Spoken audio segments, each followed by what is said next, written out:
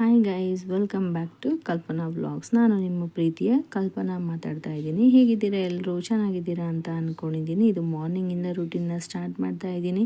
So ಬೆಳಗ್ಗೆ ಎಲ್ಲ ಅಡುಗೆ ಟಿಫನ್ ಎಲ್ಲ ಆದಮೇಲೆ ಮಕ್ಕಳು ಸ್ಕೂಲ್ಗೆ ಹೋಗೋ ಟೈಮ್ ಆಗಿತ್ತು. ಸೊ ಮಕ್ಕಳು ಸ್ಕೂಲ್ನ ಕಳಿಸಿ ಮನೆಯವ್ರು ಬಿಡೋಕ್ಕಂತೆ ಹೋಗಿದ್ದಾರೆ. ಸೊ ಮಕ್ಕಳು ಹೋಗಿ ಬರೋಷ್ಟರಲ್ಲಿ, ಹಸ್ಬೆಂಡ್ ಬಿಟ್ಟು ಬರೋಷ್ಟರಲ್ಲಿ ಅವ್ರ ಟಿಫನ್ ಕೂಡ ರೆಡಿ ಮಾಡೋಣ ಅಂತ ಟಿಫನ್ ರೆಡಿ ಮಾಡಿದೆ. ಸೊ ಟಿಫನ್ ರೆಡಿ ಮಾಡಿ ಹಸ್ಬೆಂಡ್ಗೆಲ್ಲ ಟೀ ಕಾಫಿ ಟಿಫನ್ ಎಲ್ಲ ಕೊಟ್ಬಿಟ್ಟು ನಾನು ಕೂಡ ಸ್ವಲ್ಪ ಮಿಲೆಟ್ಸ್ನ ಮಾಡ್ಕೊಳ್ಳೋಣ ಅಂತ ರಾಗಿ ಮಿಲೆಟ್ಸ್ನ ಮಾಡ್ಕೊಂಡ್ಬಿಟ್ಟು ಬಿಸಿ ಬಿಸಿ ರಾಗಿ ಮಿಲೆಟ್ಸ್ನ ಕುಡಿತಾ ಇದ್ದೆ. ಸೊ ಟೀ ಕಾಫಿ ಏನೂ ಕುಡಿಯಲ್ಲ.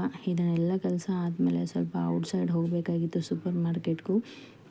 ಸೊ ಹಾಗೆ ಇದನ್ನೆಲ್ಲ ಮಾಡಿ ಮನೆಯಲ್ಲೆಲ್ಲ ಕೆಲಸ ಮಾಡಿ ಪೂಜೆ ಎಲ್ಲ ಆದಮೇಲೆ ನಾನು ಸೂಪರ್ ಮಾರ್ಕೆಟ್ಗೋಸ್ಕರ ಅಂತ ಹೋಗೋಕ್ಕೆ ರೆಡಿ ಆಗ್ತಾ ಇದ್ದೀನಿ. ಸೊ ನೋಡಿ, ಸೂಪರ್ ಮಾರ್ಕೆಟ್ಗೆ ಬಂದಿದ್ದೀನಿ. ಎರಡು ಐಟಮ್ಸ್ ಬೇಕಾಗಿತ್ತು ಅಂತ ಬಂದೆ.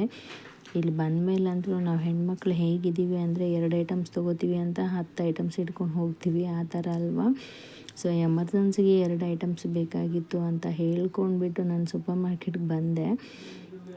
ಸೊ ಏನೇನೋ ನೋಡಿದೆ, ಏನೇನೋ ತೊಗೊಂಡು ಹೋಗೋ ಥರ ಆಯಿತು. ಸುಮ್ಮನೆ 200 ರುಪೀಸ್ದು ಖರ್ಚು ಮಾಡ್ಕೊಳ್ಳೋಣ ಅಂತ ಬಂದರೆ ಇಲ್ಲಿ 2000 ಖರ್ಚಾಯಿತು, ಆ ಥರ ಆಯಿತು.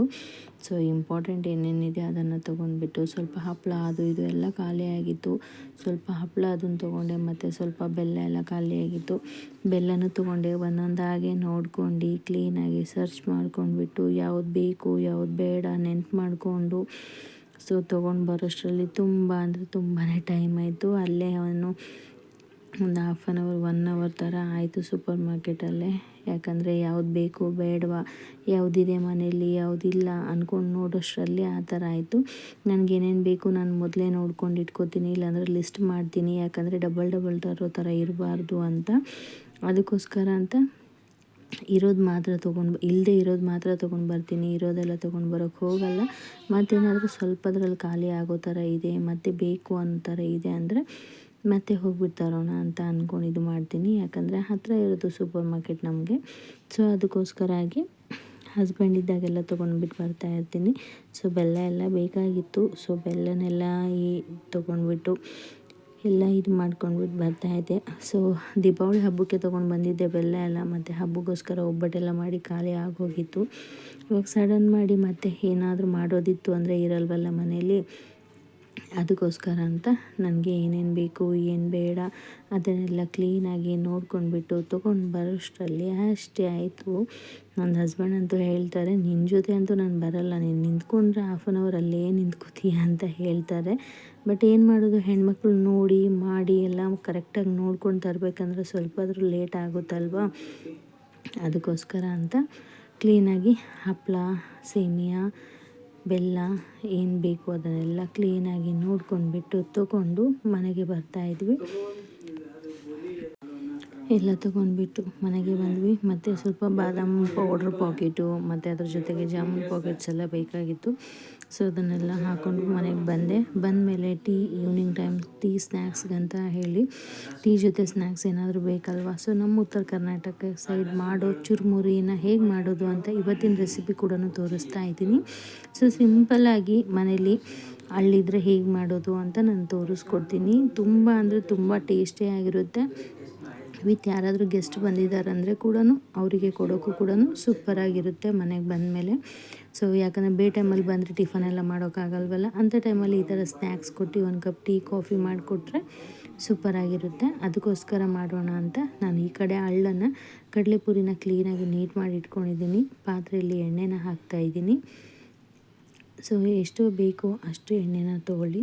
ನಾನು ಇಷ್ಟೊಂದು ಎಣ್ಣೆ ಹಾಕ್ತಾಯಿದ್ದೀನಿ. ಇದು ಚೆನ್ನಾಗಿ ಬಿಸಿ ಆಗೋಷ್ಟರಲ್ಲಿ ನಾನು ಈ ಕಡೆ ಕಡಲೆ ಬೀಜ ಮತ್ತು ಕಡಲೆ ಪಪ್ಪನ್ನು ಕ್ಲೀನ್ ಮಾಡಿ ಇಟ್ಕೊಂಡಿದ್ದೀನಿ.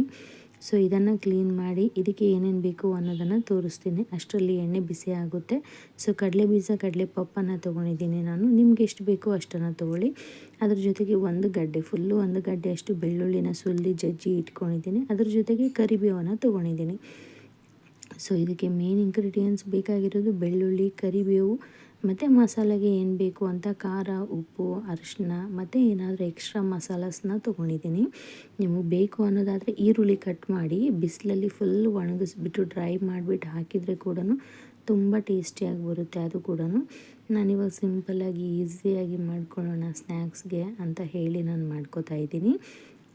ಸೊ ಅದು ಅಷ್ಟೆಲ್ಲ ತೋರಿಸೋದ್ರಲ್ಲಿ ಆಯಿಲ್ ಗರಮ್ ಆಗಿತ್ತು. ಸೊ ಎಣ್ಣೆ ಬಿಸಿ ಆದಮೇಲೆ ಅದರಲ್ಲಿ ಕಡಲೆ ಬೀಜ ಮತ್ತು ಕಡಲೆ ಪಪ್ಪನ ಹಾಕಿ ಚೆನ್ನಾಗಿ ಡೀಪ್ ಫ್ರೈ ಮಾಡ್ಕೊತಾ ಇದ್ದೀನಿ. ಕಲರ್ ಚೇಂಜ್ ಆಗೋವರೆಗೂ ಡೀಪ್ ಫ್ರೈನ ಮಾಡ್ಕೋಬೇಕು ನಾವು.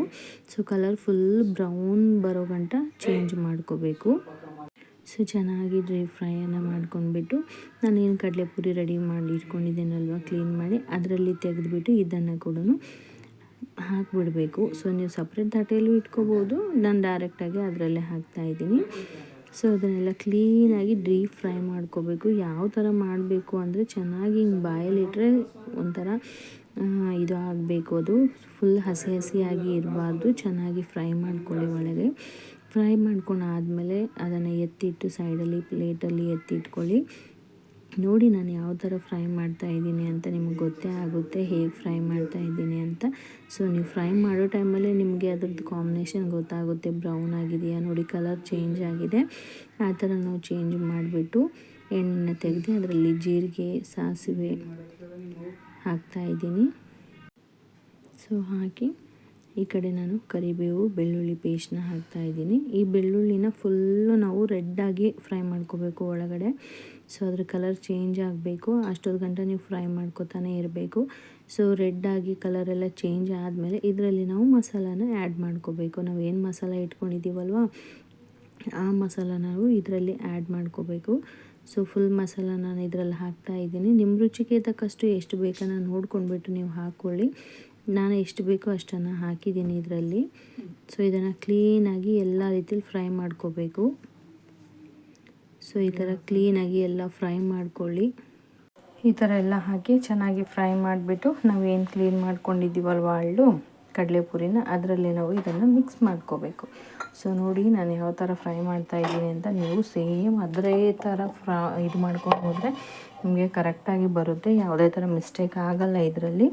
ಸೊ ಅದಕ್ಕೋಸ್ಕರ ಅದು ಏನು ಖಾರ ಮಸಾಲೆ ಎಲ್ಲ ಹಾಕಿದ್ದೀವಲ್ವ ಅದು ಚೆನ್ನಾಗಿ ಒಳಗಡೆ ಮಿಕ್ಸ್ ಆಗಬೇಕು. ಸೊ ಮಿಕ್ಸ್ ಆದಮೇಲೆ ಈಕ್ವಲಾಗಿ ಆಗುತ್ತೆ ನಿಮಗೆ. ಅದರಲ್ಲಿ ಒಂದು ಸ್ವಲ್ಪ ಕೂಲ್ ಆಗೋಷ್ಟರಲ್ಲಿ ನಾವು ಹಾಗೆ ಅದರಲ್ಲಿ ಹಾಕ್ಕೊಂಡು ಬಿಡಬೇಕು. ಸೊ ನೋಡಿ ನಾನು ಎಲ್ಲನೇ ಹಾಕಿದ್ದೀನಿ ಅದರಲ್ಲೇ. ಸೊ ಅದು ನೀವು ಅದನ್ನೇ ಎಲ್ಲ ಮಿಕ್ಸನ್ನು ಮಾಡ್ಕೊಳ್ಬೇಕು. ಇದರಲ್ಲಿ ನೀವು ಎಕ್ಸ್ಟ್ರಾ ಬೇಕು ಅಂದರೆ ಡ್ರೈ ಫ್ರೂಟ್ಸು ಆ್ಯಡ್ ಮಾಡ್ಕೋಬೋದು. ಒಣಗಿರೋದು ಈರುಳ್ಳಿ ಪೀಸಸ್ ಇರುತ್ತಲ್ವ ಅದು ಕೂಡ ಆ್ಯಡ್ ಮಾಡ್ಕೋಬೋದು. ತುಂಬ ಟೇಸ್ಟಿಯಾಗಿ ಬರುತ್ತೆ. ನಾನು ಅರ್ಜೆಂಟಲ್ಲಿ ಮಕ್ಕಳು ತಿನ್ನೋದಿರ್ತಾರಲ್ವ ಅದಕ್ಕೋಸ್ಕರ ಸಿಂಪಲ್ಲಾಗಿ ನಾನು ಮಾಡ್ಕೊಂಡಿದ್ದೀನಿ ಮನೇಲಿ. ಸೊ ಕ್ಲೀನಾಗಿ ಇದನ್ನು ಇಷ್ಟೆಲ್ಲ ಚೆನ್ನಾಗಿ ಮಿಕ್ಸ್ ಮಾಡ್ಕೋಬೇಕು. ಸೊ ಒಂದು ಅಳ್ಳು ವೈಟಾಗಿ ಕಾಣಿಸ್ಬಾರ್ದು, ಎಲ್ಲ ಫುಲ್ ಮಸಾಲ ಎಲ್ಲ ಅದರಲ್ಲಿ ಈಕ್ವಲಾಗಿ ಮಿಕ್ಸ್ ಆಗಬೇಕು. ಸೊ ಆದಮೇಲೆ ತಿನ್ನೋಕ್ಕೆ ಇಷ್ಟು ಟೇಸ್ಟಿಯಾಗಿ ಬರುತ್ತೆ. ನಮ್ಮ ಉತ್ತರ ಕರ್ನಾಟಕ ಸೈಡಂತೂ ಫುಲ್ ಫೇಮಸ್ ಆಗಿರುತ್ತೆ. ಎಲ್ಲರೂ ಮನೇಲಿ ಹೋದರೆ ಫಸ್ಟ್ ಸ್ನ್ಯಾಕ್ಸ್ ಬರೋದೇ ಇದೇ ಬರುತ್ತೆ ಕನ್ಫರ್ಮ್ ಆಗಿ. ಸೊ ಎಲ್ಲರೂ ಕೂಡ ಚೆನ್ನಾಗಿ ಮಾಡಿ ಮನೇಲಿ ಬಾಕ್ಸ್ ಫುಲ್ ಇಡ್ತಾರೆ. ನಮ್ಮ ಮನೇಲಂತೂ ಎನಿ ಟೈಮ್ ಇರುತ್ತೆ ಈ ಸ್ನ್ಯಾಕ್ಸು. ತುಂಬ ಇಷ್ಟಪಟ್ಟು ತಿಂತಾರೆ ನಮ್ಮ ಮನೇಲಿ. ಸೊ ಇವತ್ತಿನ ಡಿಶ್ಶು ನಿಮಗೆ ಸ್ವಲ್ಪ ಆದರೂ ಇಷ್ಟ ಆಗಿದೆ ಅಂದರೆ ಪ್ಲೀಸ್ ಲೈಕ್ ಮಾಡಿ, ಶೇರ್ ಮಾಡಿ, ಸಬ್ಸ್ಕ್ರೈಬ್ ಮಾಡ್ಕೊಳ್ಳಿ. ಹಾಗೆ ಬೆಲ್ ನೋಟಿಫಿಕೇಷನ್ನ ಕ್ಲಿಕ್ ಮಾಡ್ಕೊಳ್ಳಿ. ನಾನು ಪ್ರತಿಯೊಂದು ವೀಡಿಯೋಸ್ನ ಹಾಕಿದ್ಮೇಲೆ ತಕ್ಷಣ ನಿಮಗೆ ನೋಟಿಫಿಕೇಷನ್ ಬರುತ್ತೆ. ಸೊ ಮೊದಲು ನೀವೇ ನೋಡ್ಬೋದು. ಸೊ ಫುಲ್ ಕೊನೆವರೆಗೂ ವೀಡಿಯೋನ ನೋಡಿ, ಯಾರೂ ಸ್ಕಿಪ್ ಮಾಡೋಕ್ಕೆ ಹೋಗಬೇಡಿ. ಸೊ ಪ್ಲೀಸ್ ಎಲ್ಲರೂ ಸಪೋರ್ಟ್ ಮಾಡಿ, ವಿಡಿಯೋ ನೋಡಿ. Thank you for watching my video friends. Take care.